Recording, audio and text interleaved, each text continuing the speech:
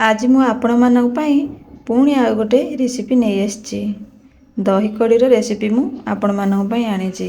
एठी मु हाफ ग्राम रो दही नहीं जाइची आ बेसन आपण जो हिसाब रे पतला कि मोटा ग्रेवी चाहउछंती ताले बेसन से हिसाब रे नेबे। मोर बेसी पतला हबनी कि बेसी मोटा हबनी मु से हिसाब रे मु बेसन पकाउची। अल्प टिके बेसन ए दही रे मु गोळेई दउची भल्लो से ताको फेंटी देबे। ताको एमती चल्लारे गोटे चलई देबे कहीं ना कौनसी मुंडा मुंडा रहिबनी से भल से मिसी जिवो दही सहित।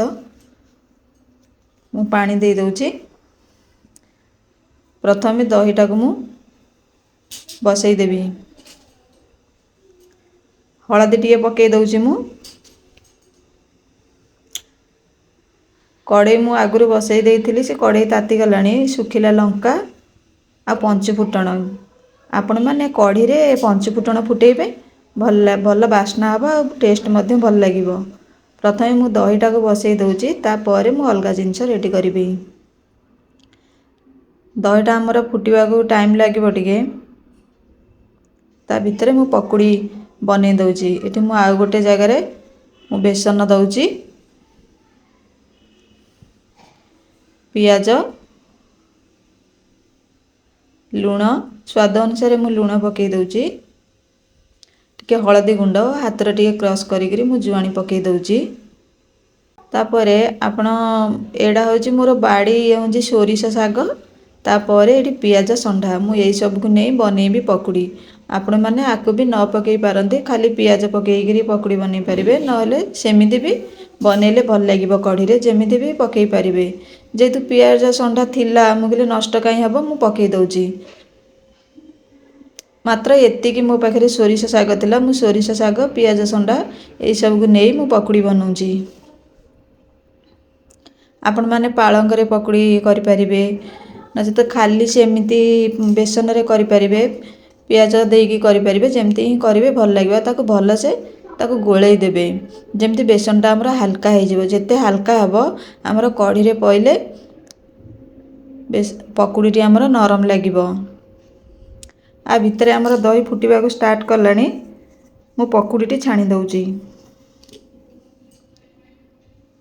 देखंतु मु एठी भल से गोळेई सारलानी बेसन को 5-7 मिनिट गोळेई सारला परे बेसन टी पूरा हल्का हे गलानी। बेटरटा हमरा आपण जो साइज रे करि परिबे। मते छोट छोट भल लागे मु एठी छोट छोट बनौची। आपण मानको जदी बड़ साइज भल लागे बड़ साइज पकुड़ी बनै पारंती। दही कड़ी शीत दिन रे बहुत भल लगी थाए। खरा दिन अपेक्षा दही कड़ी शीत दिन बहुत भल लगी थाए कहीं ना शीत दिन बेसी दही खट्टा है न थाए सेतिपई कढ़ीर टेस्टटा बहुत भल लगी थाए। देखंतु पकुड़ीटी हमर केते सुंदर हेछि भीतर भी बहुत सॉफ्ट अछि। मु सब पकुड़ी छाणी सारलानी मु एई समय रे पकई दउची। आपण माने एमती शीत दिने बनेइकरी दही कड़ी खांतु आ मजा नियंतु। केमती लागिला मते कमेंट रे जणांतु। जेते मसला पकेइले मध्य हमर बिना लूण रे कोनोसी तरकारी स्वाद हे न थाए। मु एठी लास्ट रे मु लूण पकई दउची। रेडी हे गला हमर कढ़ी। तापरे हमें आको गोटे तड़का दबा।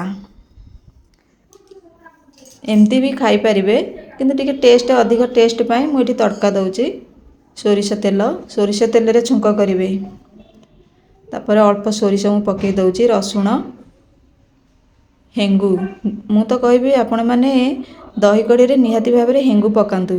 हेंगूर जो बास्ना से कढ़ी रे आ भी बहुत टेस्ट लागिवो।